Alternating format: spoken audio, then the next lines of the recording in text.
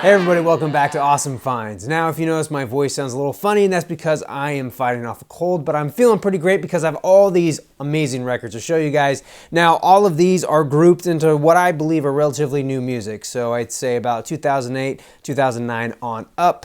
And I am thrilled about some of these albums. Some of these were actually given to me from viewers like you. Some of these I traded for. So without further ado, let's get started. First up, I got this 7-inch by Splashing Violet. It's called Plastic. Now, she reached out to me, sent me a very nice card, which was awesome, handwritten. And this is their debut recording, I believe. Well, I know it's a 7-inch. They may have a CD out as well. But what's really neat about this, look at that, colored vinyl. This kind of reminded me of 90s alternative. It's got a cool vibe. I would say that Ugly, the B-side, is probably my favorite off of here. Anyway, they are out of, I believe, New Jersey, Philadelphia, South Jersey, Philadelphia. So catch them live when you can. Give them a shout out. Okay, so these next three, well, technically 2 records came from a viewer called El Crab here on YouTube, and we did a trade.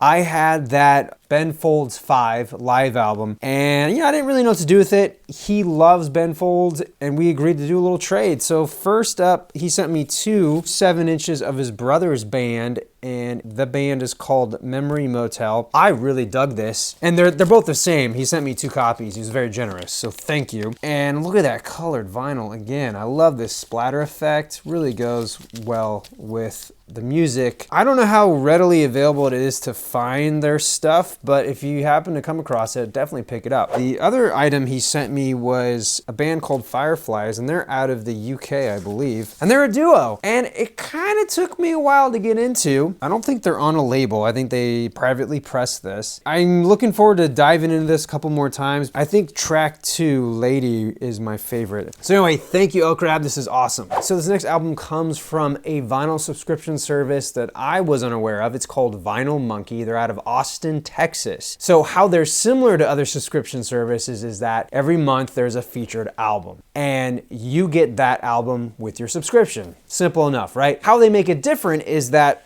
they give you the album. In this case, they sent me to try out their service at no charge. They sent me this album by Sam Fermin called Jackrabbit. Awesome album, by the way. Really great pick. And so this is your standard issue black vinyl album. There's nothing too special about it. But what they include with the album is they have an autographed poster. So this is a genuine autographed poster by the band. They try to do some sort of personal touch with every featured album. So every month you'll get the album plus something personal from the band, and usually, not always, but usually it's an autograph. And in this case, an autograph poster. And also they have this nice write-up that Vinylmnky does talking about the album, why they picked it, which is really cool.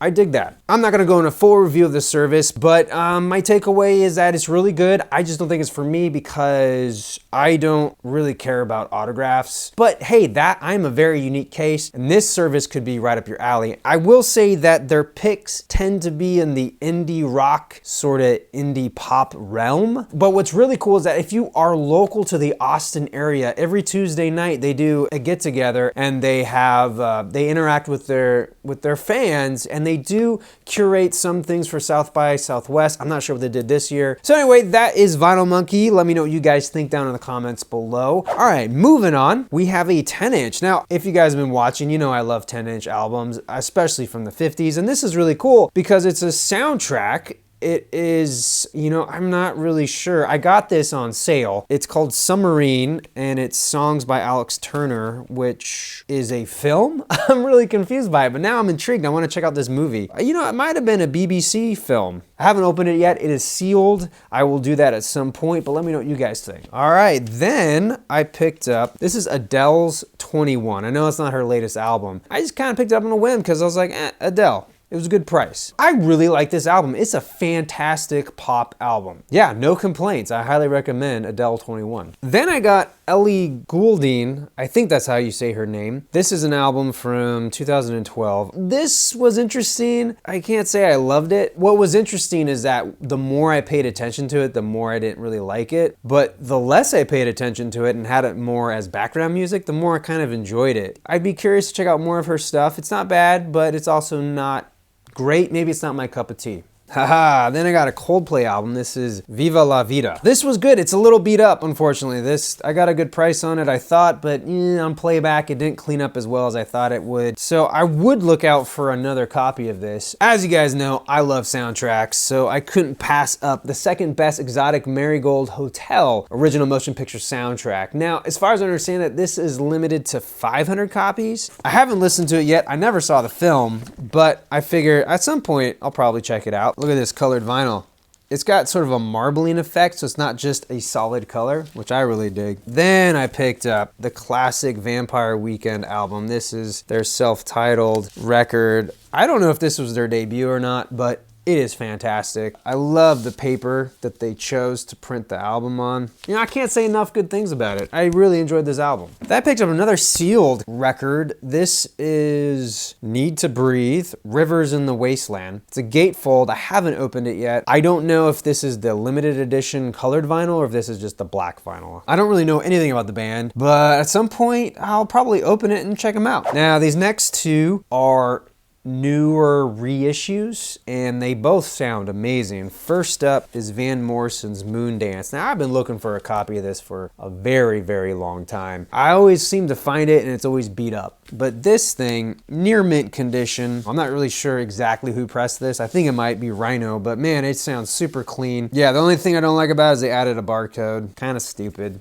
But what can you do? It's the modern age. The other reissue I got was Santana's Abraxas. Now, I occasionally will see this album, and it's usually pretty beat up, and I pass on it. But man, I had no idea how good this is. And it does include a reprint of the original poster, which is awesome. This is by Sundazed, and they do a really good job. They've done some of the reissues of Love albums, and I thought they did a great job with this. It came in this nice sleeve, which is awesome. I love putting my more valuable records in these, so I really like that. Now, these next two I picked up at my local record shop, Vacation Vinyl. I made friends with Mark, the owner, and we've been going back and forth. I have curated a section in his record store, which is awesome. I'm gonna be working on a brochure to kind of educate people on the type of genres that I did pick, so that's all coming. Follow me on Twitter and I'll probably update you all on that. But I popped in there, he had a half off section, so I picked up this record by Chen, The False Alarms. I haven't heard it yet. It's from 2013 on Asthmatic Kitty Records. I know the band, I don't have a lot by them, and this was kind of one of those, like, I'll take a chance and see what it's like. Then I saw this in his new arrivals, and I had to pick it up. This is Best Coast. I love this album. I bought it digitally, and so now I own it on vinyl, and it's actually was well taken care of. I'm very stoked to have this on vinyl.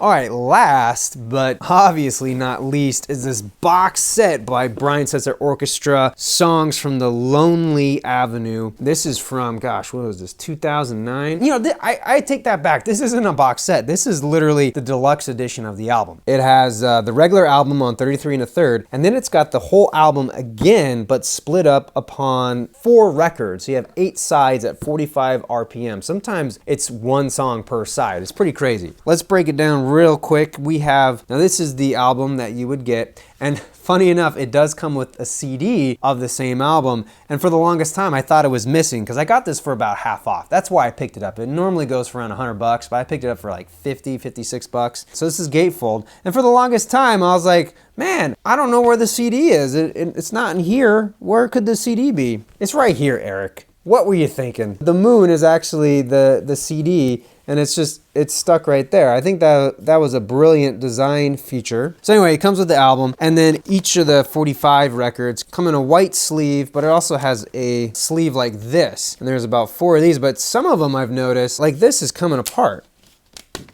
Some of these jackets, look at that. So that's kind of crappy. What is cool though is that it comes with a slip mat for your turntable, and it comes with, this is fascinating, the same album but as multi-tracks. So this is a data CD, I believe it's a CD, and it comes with all the songs with all the different parts. You have trumpets, vocals, they're all separated so you can make your own mix, which I thought is so freaking cool. I don't have time to do that, but the fact that he included it is pretty dang cool. There is a couple more things to show you guys. Oh yeah, and he also included 2 guitar picks. Awesome.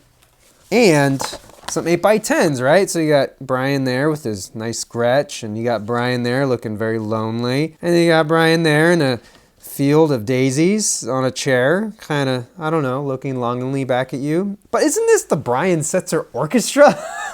Where's the orchestra? Nowhere in any of the material do you see the band, which leaves me with a couple impressions. One, obviously it's about Brian Setzer, but two, that probably the band is made up of a lot of session guys or a lot of guys that come in and out. So the orchestra really is just a bunch of professionals, and I don't really know for certain, but that's kind of my feeling about it. It kind of disappoints me because at least you could have had some sort of band photo, or at least the guys who recorded this have a photo, but maybe it was one of those things like guys kind of came in and did a part and then left, and then the saxophone guy came in and did a part and then left. But I don't know.